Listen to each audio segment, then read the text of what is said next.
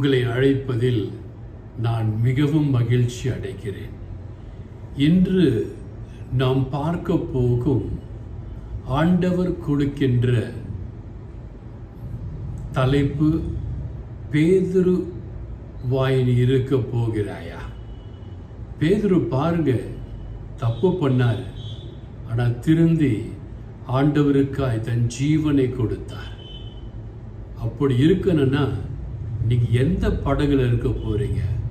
நோவாவின் படகா அல்லது இயேசுவின் படகா என்று இயேசு கேட்கிறார். இப்பொழுது நாம் வேத வசனங்களுக்கு கடந்து செல்ல போகிறோம். ஆதியாகமம் 6ஆம் அதிகாரம் 11ஆம் வசனத்தை பார்க்கும் பொழுது, பூமியானது தேவனுக்கு முன்பாக சீர் கெட்டதாய்